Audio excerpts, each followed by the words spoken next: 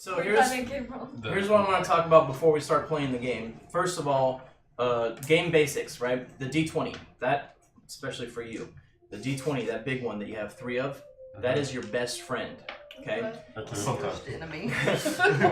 Anytime you're doing a check, any kind of a check, whether it's a check to see if you hit somebody with an attack, or a check to see if you can jump across a chasm, or a check to see if you know something, it's going to be a D20 check, okay? And the D20 is your base score. You're going to add to that some other modifier based on your character sheet, okay? So like you have a base attack bonus. It might say BAB on your character sheet. Yeah. That's what you will add when you're attacking.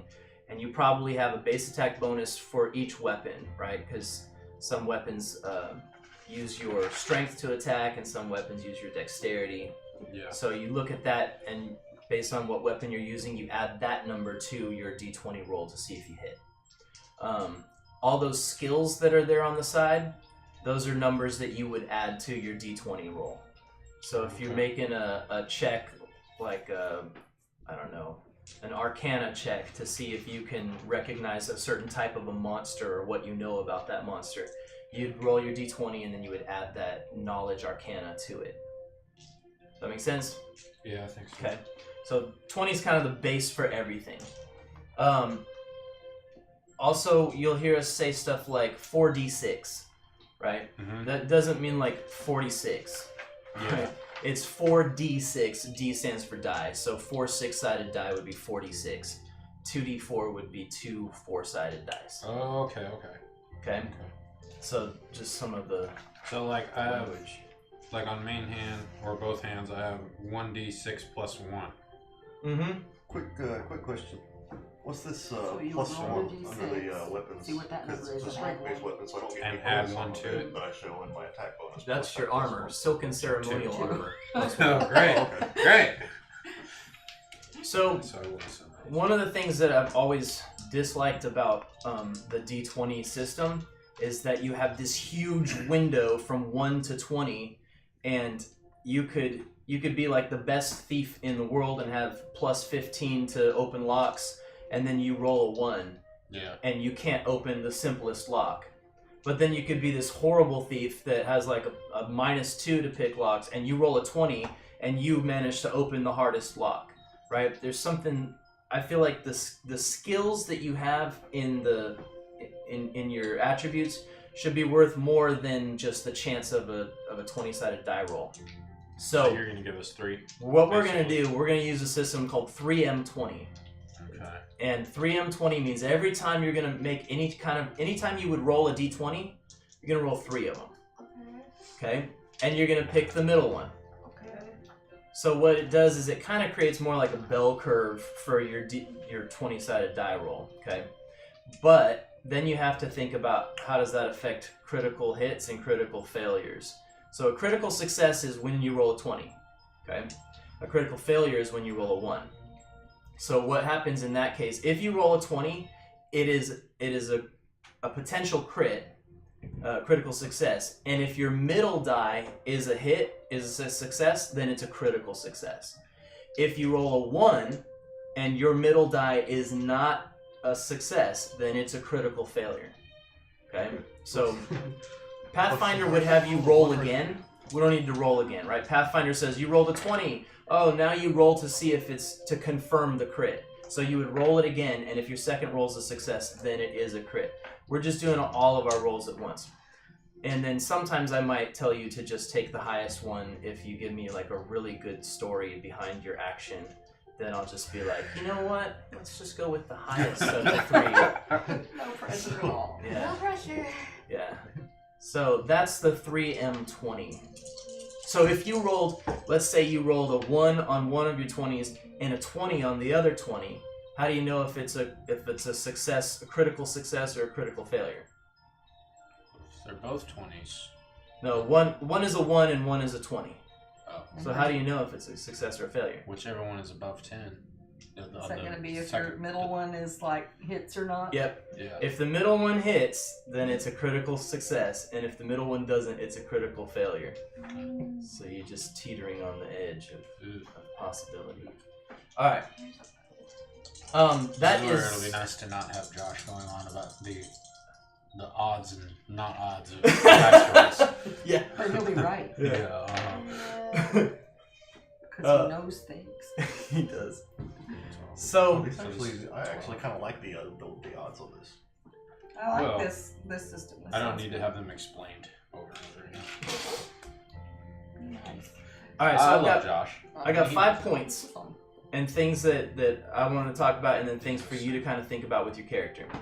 So the first one is that it's cooperative storytelling, right? All role-playing games are cooperative storytelling.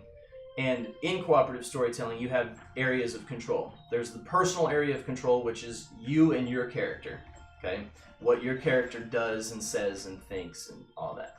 And then for me, it's like the NPCs and kind of the story arc.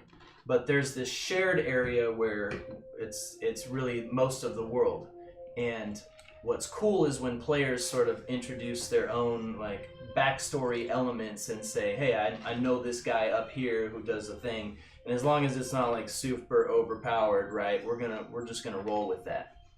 So think about, you know, who you are in this world and who you know. Like you've already kind of got this backstory with this prostitute lady. Oh. And that should totally. This is my daughter. Yeah. Yeah. I mean, you don't have to be proud. But so that's a cool backstory, and that gives you, I'm just saying because you already came up with this, you've got this sort of other resource that exists in Port Peril, which is where the story happens at the beginning. All right. So one thing I want you to think about is an important life lesson, something from your character's past that it's not necessarily like, oh, I was taught this thing. It's more like, I remember when this happened to me, and I vowed to never let that happen again. That kind of a life lesson. That's good character development, and having those kind of things in your mind helps you to formulate like who your character is. So essentially, this is improv, right? But in like a theater, the director would say, this is who you are, and this is your motivation, right? And this is where you're coming from, and so you try to take everything the director's telling you. And so sometimes it's a little bit overwhelming in a role-playing game because nobody's telling you what to do. You get to make all that stuff up. And then because we get so involved in the mechanics, it's easy to overlook the importance of the character development and the backstory. So just think about what's an important life lesson, something that you have gained from your past experiences, and what experiences led you to that kind of an insight or just a way that you live your life. Think about that for 7 minutes. Oh No, okay. My next point. First level characters are not superheroes. This is really important. Oh man. Your character may become a superhero in time, but it takes a lot of story and character development to get there. Okay? So we all want to be Batman. Okay? Batman's cool. Batman's a 20th level character. I'd rather be Deadpool. Yeah. Deadpool's cool too. But right now, at first level, you're Bruce Wayne helplessly watching his parents be murdered on the street. And there's nothing you can do about it, because that's first level Batman. Okay? That's where we are. So just know that it's more fun when you get to be Batman, knowing that you came from this little kid who stood there helplessly while his parents were murdered. Who's Alfred? Who's Alfred? I know. That would be Jeremy, yeah. Yes, Master Wayne, right this way. So, with that, I want you to think about your biggest regret, right? The thing that motivates Batman, Bruce Wayne, is that knowing that he couldn't do anything at that time, and there's all this crime running rampant, right? What's his regret? If he could go back and change that, he would. So what's your biggest regret? What does your character wish they could have done differently? And it could be something that was their fault, or it could just be something that they couldn't do anything about at the time.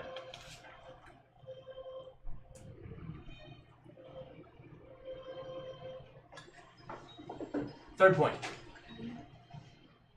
Character development is more important than character achievement. So embrace your failure, right? You're going to try stuff at first level that you're going to fail. Make that part of your character, okay? Two of my favorite characters are Jack Sparrow and Indiana Jones. Yeah. And both of them, I love them because they fail so often, right? They fell beautifully. They fail beautifully, right? And they have these little things they do when they fail. Like Jack Sparrow will do something absolutely ridiculous and somehow tumble out of it, and then he'll look around and say, I meant to do that. I love Right? that. And that's his little, like, I call it a correction quirk, right? That- Harrison Ford does... He's We're a out of cat. rum. He is a cat. Yeah. He's like, That, and every time they say, we're out of rum. why is the rum always gone? Oh. Right? And he knows it's his My fault. heart. So Harrison Ford will, like, he does the little smirk. I've seen him, he does it with Han Solo and with Indiana Jones. Whenever they make a mistake, he'll do this little, like, look around thing, and then he'll just kind of smirk. And that's his little We're character. planning a weekend to watch all 4 Indiana Jones movies. They just put it up on Netflix. Oh, is it? Yeah, they used to be on Hulu, but then they got moved to Netflix. I'm like, yes. So think about your character's correction quirk. It helps us to kind of, instead of just saying, oh crap, I rolled a 1. All right, I fail. Next turn. It's more interesting to kind of work it into your story and explain how you failed. You fell on your face and you get up and you wipe the mud off and sling it on the ground.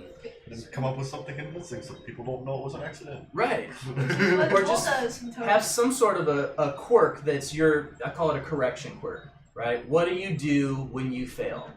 Having that in your mind, what does your character do when the character fails? It helps us to embrace the failure and just work it into the story. Failing forward instead of just failing. Yeah. Alright, what am I on? 4th point. Get into character. Okay, so this could be a voice, it could be mannerisms, it could be quirks, whatever. Oh. Just be your character. I'm gonna do a bunch of voices. You can do one. I'm trying. Your Padre voice is good. I'm trying. And I anyways, watch every season. None of us are professional None of voice you actors, I'm right? not- I'm but not that's Matt what happened. Mercer. For once I'm happy that I made you. But we'll For do the once best we I'm can happy- for because once it's fun. I'm happy I made you. Also, at the same time, this is sort of the paradox here. Like, be your character, but also be the narrator. I find it helps to describe what your character does in the third person, because it helps us to separate our own thoughts, desires, and especially knowledge from our character's thoughts, desires, and knowledge. So, if you're talking in character, talking character. Otherwise, it's like Padraig walks down or whatever. And these are not hard rules, and I'm not gonna like throw stuff at you if you say I or whatever. These are just things that I've learned over the years that it kind of helps to Well, tell the what story. are you saying? Oh, so basically, do you want, like, say, the narrative, like, say, I didn't love it sounds like you want to basically differentiate between meta and game, you know, thought process and stuff. But what if, like, you're using your character's thought process to determine your actions? Are you still in character, or do you narrate any action that's not, like, a word you say? It's up to you. Okay. It's really up to you. I'm really just giving you stuff to think about, right? When I like teach, guidelines and actual rules. right? When I teach, I always try to be the teacher I wish I had in high school, right? So now, I'm trying to be the DM I wish I had in high school. And I'm just kind of laying out some guidelines and not rules, but just things to think about and consider. And you may say, that's stupid, I don't want to do it. And that's fine. I'm really not holding anybody to any of these. I'm just throwing them out there because they're things that I wish I had thought of. So, with that in mind, think about your character's knowledge gaps, right? There's going to be things that you know, especially if you've been playing Pathfinder for a while. There's things that you know about the world that your character just wouldn't know. And then there's like metagame stuff that obviously your character wouldn't know because it's meta. Okay. So consider those kind of, you know what we mean when we say metagame? I No. guess not. So, Inside the game Question? world. right, metagaming is like Oh. thinking about the rules of the game and what we know about how the game works, as opposed to what the character knows. The character obviously doesn't know they're in a game, right? Yeah, So- yeah. So when people metagame, it's usually like a negative because it's somebody I feel like going, I understand this. "Ooh, You explain I it in know different that this Well, rule is basically, here, like, so I'm going like to use it to Fable my would be like me advantage telling even you, though my oh, character wouldn't know. Hey, make like your character go this way or attack that target. It's something outside of the game, like because in the game, like, I your asked him character to does explain your it to game. me in Fable terms because we played Fable together. So I'm That's such a good game. if you explain it to me like that, I think I'll have a better understanding. Chicken chaser. Do you chase chickens? I cried when she died. I love Fable. I cried when she It's a good died. game. You get all 3 of them for like under $5. I have all 3 of them. Are they backwards compatible on Xbox One? I don't know. I've never tried any. no. I actually We've only have a played 360 and Xbox Yeah, One. we've only played the ones for You could 360. bring it to my house and try. It's so I have an good. Xbox One as well. Oh, Yeah. I didn't know you got There's one. like- I did know Like that. one side of the TV stand he I've has, been playing Far Xbox Cry 360, Primal and on a Fallout corner, 5. Xbox I'm One. not thinking. And then I only have a tiny little shelf for my Switch. The biggest meta game is that gets on my nerves is when like the party's separated, right? And so you got this group over here and you got this, Don't ever do that. and then this group, don't separate Get the party. separated. Okay, yeah. This group says, "Oh, you should do this," and I'm like, "You're not there, right? You really can't advise your party members." Then we They're want to not try to where do you are. everything as much as possible in character. I could when I played the Lashunta, and then you're like, get out of 'Cause- my head! yeah. But that was in game though, so it was fun because it wasn't meta game. It was in game It's like, man, that's why I picked meta her. consciousness. Okay, so the last point: cooperative storytelling is improv. So pay attention to the cues that other characters are giving you, whether these other characters are PCs or NPCs, which is player characters, that's you guys, or non-player characters, which is me, right? Pay attention to the cues they give you. So when somebody throws you a ball, you catch it, you do something with the ball, and then you throw it, right? It's improv. So don't just be like, if you're saying your character does this thing, right? It's easy for us to get into, well, this is what I want my character to do, and then you just do what your character wants. But that interaction between the characters is what makes the game interesting. It's like the difference between Star Wars and Star Trek. Some people are gonna hate me for this, but I think Star Wars is- I'll Star Wars is appreciate it. definitely a classic. Star Trek is pretty good. Star Wars, the way I see it, Star Wars is about the characters. Thank you. Okay, the characters are just, they're amazing, their interactions are Okay, amazing. it's such looks when I say that. Yeah, if you compare them together, there's Yeah. no comparison to Star Wars. Star But Trek, as separate movies, they're good. I never felt like any kind of a connection to a Star Trek character. No. And I never felt like their characters were really, like their Yeah. interactions just weren't, I don't know. She's giving But you maybe some it's awfully just- dirty looks. Maybe it's just No, me. I'm not. Oh, okay. No, I was giving Jeremy some very good notes. Yeah, I that's know, what Andy. I know. I'm gonna get some hate mail when I post this up on YouTube. Well, All the comment section down below, Star Trek is amazing! Well, It like I is. said, you can always edit and post it. Right? there you go. That's what my dogs We'll are just like talk on about the solos. Yes, you did well. Okay, so with that in mind, I want you to think about what you want the other characters to know about your character. And then how will you communicate, actually all of these things, like the life lesson that you learned from whatever experience that your character had, your biggest regret, right? Your correction quirk, your knowledge gaps, and that one thing that you want the other characters to know about you. How will you communicate all of those ideas through, like in character, through the story without just saying, oh, my guy is like this, right? That's what makes role-playing interesting and fun, so that's just stuff to think about.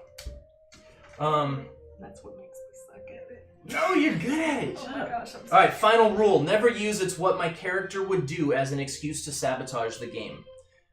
I'm looking at the rogue because it is almost always the rogue. I'm not saying you personally. I'm not saying you personally. But in games Saying like... you when you play the. Yeah, that would definitely be you. Right. Apparently, from what Jesse says, I legitimately ticked Cayman Yes, off with you my did. pyromancer. Like he was like he said, like she says, he's like.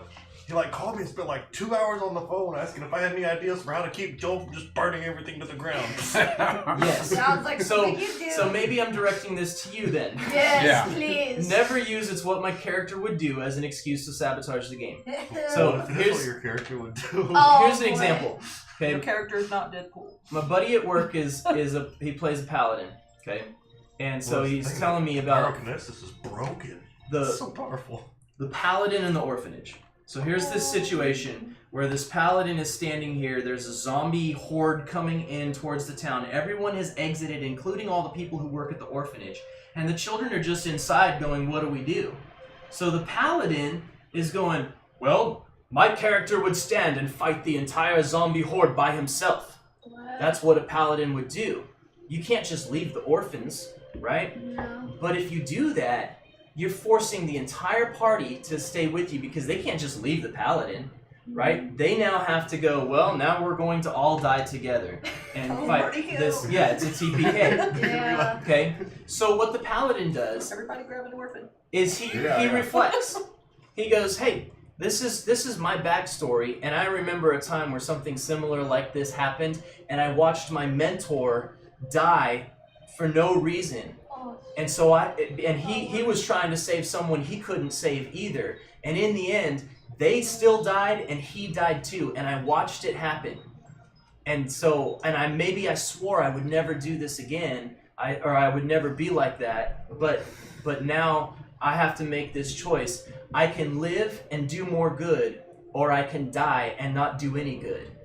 So there's always a way for you to come up with some twist or whatever in your character's backstory or in your character's thinking, right? Where you can justify doing what it is that you know the party needs to be done. Just gonna have to figure out what it wants. What is its motivation? It's a rock monster. Yes. That's all you say. Yes. Okay, so where are we going? This is a pirate game. We're going to be pirates. And so you're going to start in Port Peril, as it is known to the outside world, or as you've heard the locals call it, Freeport. They don't much care for the name Port Peril. It's sort of a negative, like connotation to it. Oh. So that's kind of the goal of the game, right, is everybody's going to be the pirates. And then you need to think about what you want to get out of the game. You know, what are your interests? I've played with people who really, they just want, like, a lot of fighting and tactics and strategy. Like, they want to do all the battle map stuff, and that's cool. And then other people love the role-playing. And so and you may not know what it is that you want because you've never done any of this before. You just want to, like, be a guy with guns. That's cool. Yeah. You can do that. I love it.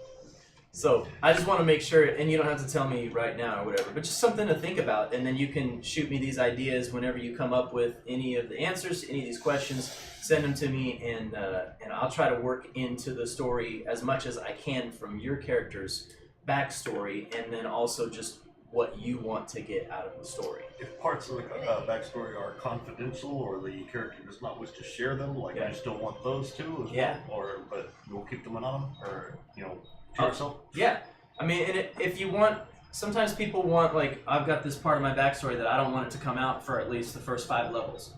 But at some point, right, if you've got it in your backstory, it's there for a reason. Mm-hmm. So at some point, you're going to pull that out. And if you need me to engineer some sort of a situation where that can come out, right, like my buddy's paladin, he's got this dark side to him that nobody knows about. And he's working with his DM to get his DM to engineer this situation where he's forced to bring that out. And that allows him to then introduce that part of his character to the rest of the party, which is it's cool. It's a cool way to do it. So let me work with you on whatever you want. The backstory on my character is still rough, but I think it's going to come out in bits and pieces. Yeah, that's fair. That's fair. All right. So, anybody have any questions about game or any of this crap? Probably, but I don't know yet. Don't feel bad. Like the first time I was playing, when we were playing with Rain, Yeah. I didn't know why I was rolling so horribly. I didn't know you're supposed to add stuff to your 20. I'm just rolling this 20. I'm like, I got a 3. It's like that, a plus 6 over here, but I didn't know I did. Yeah. So if you have any questions like that, just about the mechanics or the rules, because I don't think about it. It's just like, okay, I know how this works. We're moving on. We're doing the thing. So Yeah. But do know, I've got a role playing game at the school with a bunch of high school kids, Oh, cool. and we're like, Why we're 2 months into this game, and we start talking about some things, and one of the kids like, well, I didn't know that we could do like other things besides just like what our job was for the day. And I'm going, what's a role-playing game? That's what makes it better than a computer game. A computer game, you're limited to the options that were programmed in, but a role-playing game, you say whatever you want, and it's the GM's job to come up with how that's gonna, the mechanics of it and how it works in the world, and resolve it. Like one of them old choose-your-own storybooks. Right, choose your own adventure. Except every time you hit the red button. Oh, there he goes, doing his famous shrug.